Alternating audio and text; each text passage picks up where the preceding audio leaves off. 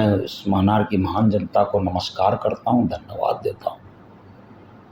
जो ऊर्जा और जो ताकत उन्होंने दिया, इसी के बल पर पिछले 5 साल मैं लगातार उनके साथ में लगा रहा हूँ। और अब चूँकि चुनाव आ गई है तो हम लोग 16 जुलाई बुधवार से बिदौलिया पंचायत से एक नई यात्रा का शुभारंभ करने जा रहे हैं, जन आशीर्वाद यात्रा। चूँकि ये महीना भी उत्तम महीना है, भगवान भोलेनाथ की महीना है, तो भोलेनाथ का भी आशीर्वाद मिलेगा और जनता का भी आशीर्वाद के लिए एक नई यात्रा का शुरुआत फिर से हम लोग करने जा रहे हैं, जिसका नाम हमने रखा है जन आशीर्वाद यात्रा। देखिए, लगातार हम महानार में काम कर रहे हैं।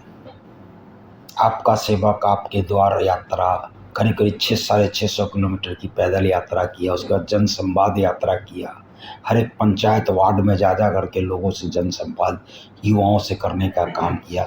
और अभी मैं जन आशीर्वाद यात्रा लेकर के 16 जुलाई से मैं क्षेत्र में जा रहा हूँ।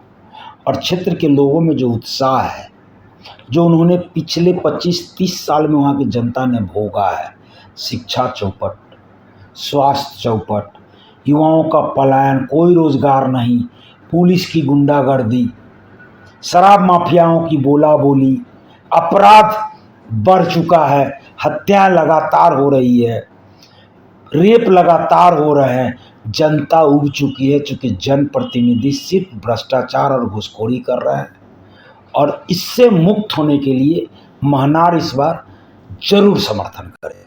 लगातार पदयात्रा के दौरान लोगों से मिल रहे हैं, क्या कुछ लग रहा है कि जो लक्ष्य है वो आसान है रविंद्र सिंह के लिए? देखिए, लक्ष्य आसान या कठिन नहीं होता है, लक्ष्य लक्ष्य होता है, और लक्ष्य पाने के लिए मेहनत करना ही पड़ता है। चाहे लक्ष्य किसी भी रूप का आप निर्धारित करें, और उस लक्ष्य की प्राप्ति के लिए, और लक्ष्य क्या है? लक्ष्य है विचारधारा, लक्ष्य है महानार का विकास, लक्ष्य है महानार की जनता का विकास, लक्ष्य है महानार के युवाओं का पलायन को रोकना, लक्ष्य है महानार के युवाओं को रोजगार देना, लक्ष्य है महानार के बच्चों को अच्छा शिक्षा देना, लक्ष्य है महानार के हमारे माता पिता बुजुर्गों बच्चों को एक अच्छा स्वास्थ्य व्यवस्था देना, लक्ष्य है महानार के किसान सुदृढ़ बने। और इस लड़ाई को मैं लड़ रहा हूँ, लड़ते रहूँगा मरते तक, और मरते दम तक लड़ते रहूँगा। और मुझे आशा ही नहीं, पूर्ण विश्वास है इस लक्ष्य की प्राप्ति।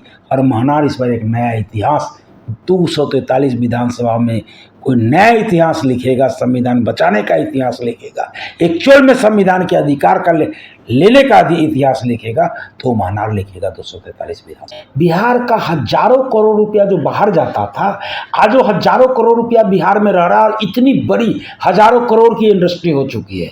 अगर इच्छा शक्ति हो तो कुछ भी संभव है।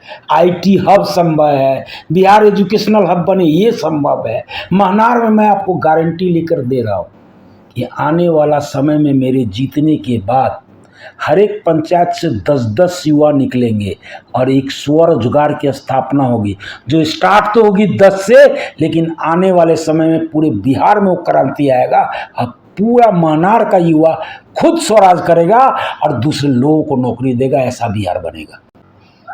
महानार की जनता से एक ही अपील है कि लगातार आप धर्म जात पात के नाम पर वोट देते आ रहे हैं। इस बार मेरा अपील है कि सब कुछ भूल करके महानार के विकास के लिए वोट दीजिए, शिक्षा व्यवस्था को मजबूत करने के लिए वोट दीजिए, स्वास्थ्य व्यवस्था को मजबूत करने के लिए वोट दीजिए, युवाओं का पलायन रुके, स्वरोजगार कैसे जनरेट हो, इस मुद्दा के लिए वोट दीजिए, अपराध मुक्त महानार बनाने के लिए वोट दीजिए, भ्रष्टाचार मुक्त महानार बनाने के लिए वोट दीजिए। यही मेरा निवेदन है। इस बार सब कुछ भूल जाइए, एक नया समीकरण महानार का विकास का समीकरण के लिए वोट दीजिए। क्या लगता है आपको कि महानार की जनता इंजीनियर रविंद्र सिंह जी की बात को बहुत गहराई से समझ पाएंगे?